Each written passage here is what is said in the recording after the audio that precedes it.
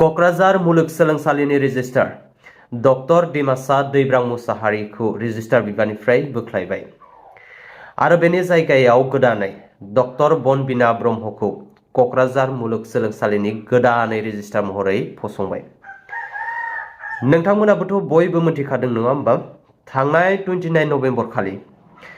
आसाम सोरखार आरो भारत सोरखारा 6टा जनजातिनो एसटि होनो नागिरनाय आरो जोंनि बिटिसि काउन्सिलनि सिएम हाग्रामा महिलारि बिथाङा एनअसि हरनायखौ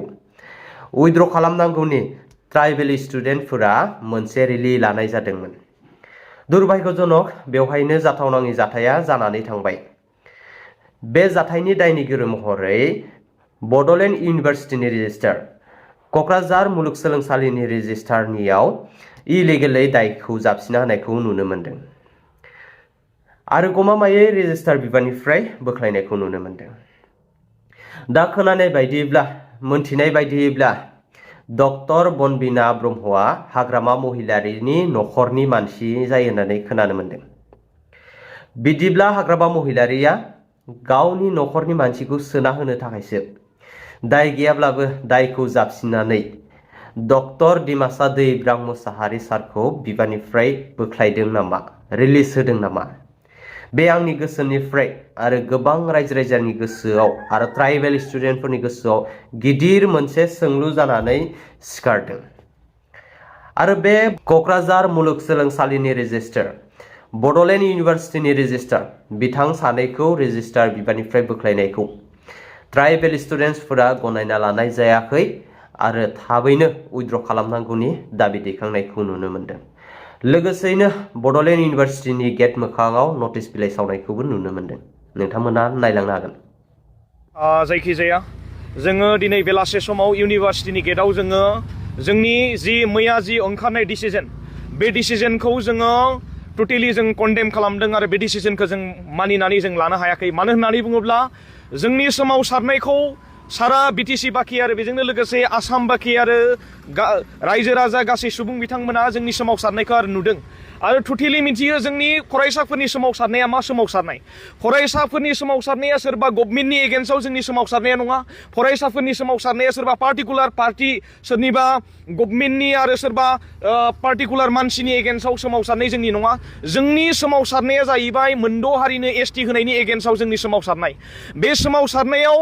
जिहेतु 29 नभेम्बरनि मोनसे बाथ्राखौ बुंगासिनो दङ। 29 नभेम्बरनि जि मोनसे पिसफुल प्रटेस्ट रेलिया जि बिटिसि सेक्रेटारियेटआव मोनसे इन्सिडेन्ट जानानै थांबाय। बे इन्सिडेन्टखौ लानानैनो बिटिसि गभर्नमेन्टनिफ्राय आरो बेजोंनो लोगोसे स्टेट गभर्नमेन्ट जिहेतु जोंनि आखायाव जोङो मोननो हादों जि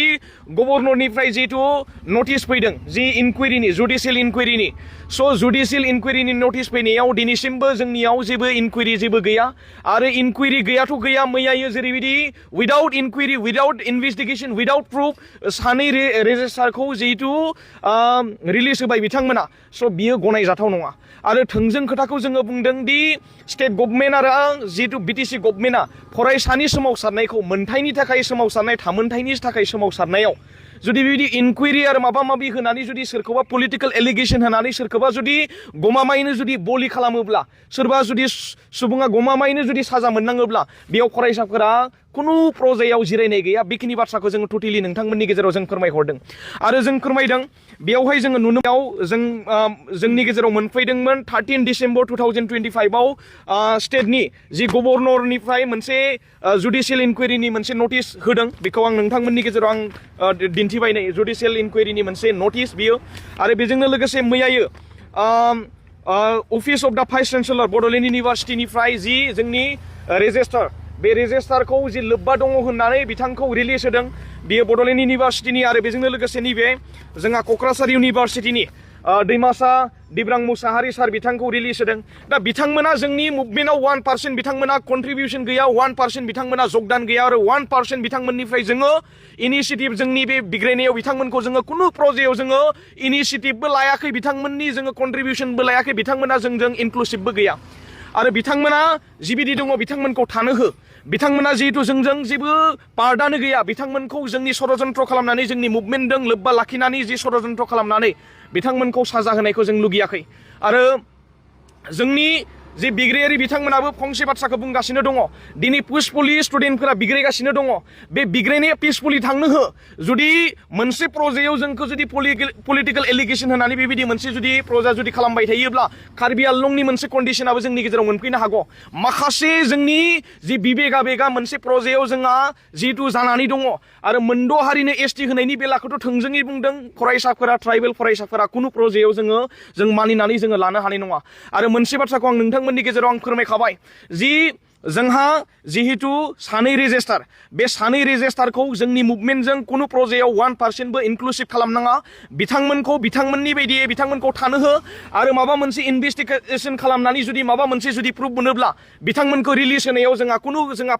जेबो बाजानाय गैया आरो थोंजों खोथाया बेनो जिहेतु बिथांमोना जोंजों 1% बिथांमोना जिहेतु लोब्बा गैया बिथांमोना जोंनि मुभमेन्टजों जेबो लोब्बा गैया स' बिथांमोनखौ जोंनि मुभमेन्टजों सरजाबनानै बिथांमोनखौ साजा होना बेबायदि एलिगेसन लागायनो नाङा हारि आरो थामोनथानि मोनथायनि थाखाय सोमावसारनायाव बेबायदि जोंखौ षड़यन्त्र खालामनाङा बिनिख्रुइ गाज्रि थासारि जागोन बिनिख्रुइ बांसिन सोमावसारनाय जागोन आरो नोंथांमोननि निउस मिडियानि गेजेरजों जों बुंदों आरो बेखौनो जों बुंदों जोङो पार्टिकुलार गभर्नमेन्ट सोरनिबा एगेन्स्टआव नङा सोरनिबा जोङो लिडारफोरनि एगेन्स्टआव नङा जोंनि एगेन्स्टआनो जाहैबाय जोंनि जि बिग्रायनायानो जाहैबाय मोनद' हारिनि एसटिनि जि होनायनि एगेन्स्टआवसो जोंनि बिग्रायनाय बेखिनिखौ आं थोंजों फोरमायहरबाय नै बेयाव मोनसे गाबगानाय बे डिसिजनखौ नायदो बे डिसिजनखौ जों कुनु प्रजेक्टआव फरायसाफोरा दाथ' नै जोङो हमनानै ला जोङो 10-15 जन मानसिजों दिनैनि मैयानि जि मोनसे नटिस जि अर्डार मोनदों बे नटिस अर्डारखौ जों टटेलि जों कन्डेम खालामदों बिनिख्रुइ हाजार स्टुडेन्टआ जुदि कन्डेम खालामगोन आरो बेजोंनो लोगोसे रेलि खालामगोन आरो बेजोंनो लोगोसे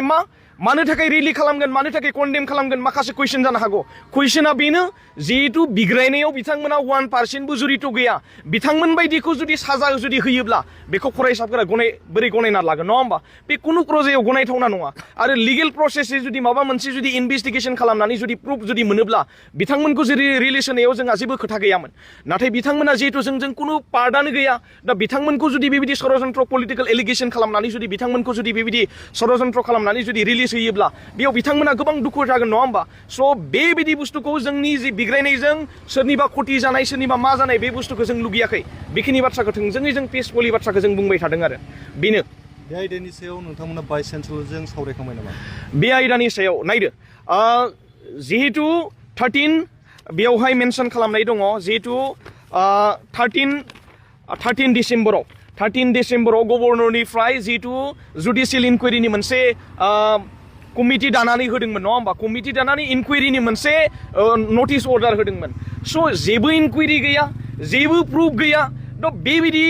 बेलायाव जुदि सोरबा जुदि बलि जुदि जानो गोनां जायोब्ला आरो सरासनस्रायै फरायसाफोरनि बिग्रायनायखौ मा नोजोरजों नायगासिनो दङ बिथांमोना इन फिउचाराव गम मोनगोन बिथांमोना मोनथिगोन फरायसानि बिग्रायनाया माबायदि आरो बेबायदि बेलायाव जुदि पलिटिकेल एलिगेसन खालामनानै जुदि उइदाउट इनभेस्टिगेसन उइदाउट प्रुफ बेबायदि जुदि खालामोब्ला बेयाव फरायसाफोरा बोरै सहायनो बेयो गनायथावना नङा लिगेल प्रसेस जुदि माबा मोनसे जुदि खालामनानै जुदि मोनोब्ला बेयाव फरायसाफोरा बुंनो गोनां बाथ्रा थानाय नङामोन नाथाय बेबायदि सोरनिबा जोंनि बिग्रायनायजों षड़यन्त्र खालामनानै जि बिथांमोनखौ रिलिज होनायाव जोंहा गोबां दुखु दङ आरो बेयाव जोंहा बुंनो गोनां दङ आरो सोमावसारनो गोनां गोबां बाथ्रा दङ बेखिनि बाथ्राखौ आं नोंथांमोननि गेजेरजों आं फोरमायहरबाय नायदो दिनै जोङो टटेलि जोङो फरायसा हिसाबै दिनै मैयानि जि नटिस ओंखारदों बेखौ जोङो टटेलि जोङो कन्डेम खालामगोन आरो जोङो जोंनि गेजेराव दुंहाव थासारिखौ जों लुगैयाखै जोङो पिसफुलि मोनसे प्रटेस्टजों जोंनि जि मोनद' हारिनि एसटिनि एगेन्सै जोंनि सोमावसारनायखौ थांदों आरो मोनथियो दि जोङो नैबे मोनसे हालामाव जे सोमावसारनायनि गेजेरजों मोनथाम एकट जानायनि उनाव जि नैबे मोनसे परिस्थितियाव मोनफैबाय नै मोनसे परिस्थितियाव मोनफैनायनि उनाव जुदि जोङो नैबेबायदि मोनसे प्रजेक्टआव मोनफैनायनि उनावबो जुदि बिग्रायनो गोनां जायोब्ला आरो बिग्रायखांनायनि उनाव जुदि माखासे षड़यन्त्र खालामनानै गावजों गाव जुदि फेदाफाद जुदि नांलाय खमलाय जुदि जायोब्ला बिनिख्रुइ दुखुनांथावसिन बाथ्रा मा थागोन बेखिनि बाथ्राया बेनो आरो जुदि गमामायैनो जुदि बेखिनि मैयानि जि नटिस होदों बे नटिसखौ गमामायैनो बिथांमोना जुदि होदोंब्ला बिथांमोना उइथड्र खालामनानै ला थाबैनो आरो नङाब्ला जोंनि बिग्रायनाया ओरैबायदि सोलिगोन बेखौ जों नोंथांमोननि गेजेराव फोरमायबाय आरो इउनिभार्सिटिखौ जोङो बन्द खालामगोन आरो माखासे कलेज सब बन्द जाजोबगोन बेखौ जों थोंजोङैनो जों फोरमायहरबाय आरो बयबो फरायसाया बिग्रायनो थाखाय रेडि जानानै दङ आरो थोंजों बाथ्राखौ नोंथांमोननि गेजेराव बुंदों सोरबा गभर्नमेन्टआनो जा सोरबा लिडारानो जा सोरबा पार्टिकुलार मानसिफोरानो एसटिनि बेलायाव षड़यन्त्र खालामनायनिफ्राय गोजानाव था षड़यन्त्र खालामनायनिफ्राय गोजानाव था नैबे मोनसे इस्युआ जाबाय जातिनि मोनसे इस्यु बे इस्युआव मबेबा पलिटिकेल पार्टि मबेबा मोनसे षड़यन्त्र खालामनाय बेफोरबायदि षड़यन्त्र खालामनाय मोनसे इनिसियेटिभआ बेयाव फैनाङा जातिनि इस्युआव बयबो फैनानै हेफाजाब होनांगौ बयबो बाहागो लानांगौ जातिनि इस्युआव जोंबो फंसे बाथ्रा बुंगोन बयबो बाथ्रा बुंगोन आरो पलिटिकेल मोनसे राइट दं जोंहा राइट टु स्पिच दं डेमोक्रेटिक मोनसे राइट दं जोङो जोंनि जि हाबाफारिखौ जों लांगोन आरो सोमावसारनायखौ जों लांगोन बेयाव खुनु फेराफात जानो गोनां बाथ्रा गैया आरो नैबे जातिनि जि इस्यु माखासे सुबुंफोरा बेबायदि बाथ्रा बुंगासिनो दङ थुनज्लायगासिनो दङ बेनिफ्राय जाहाथे गोजानाव थायो आं फंसे बाथ्राखौ आं नोंथांमोननि गेजेराव आं फोरमायबाय दि हारि आरो थामोनथानि अलखद समाव फरायसाफोरा बिग्रायनायाव पलिटिकेल पारपसै मबेबा मोनसे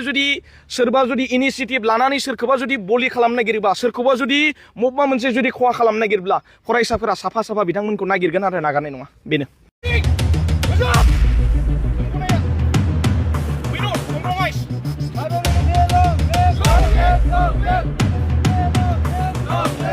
Let's go!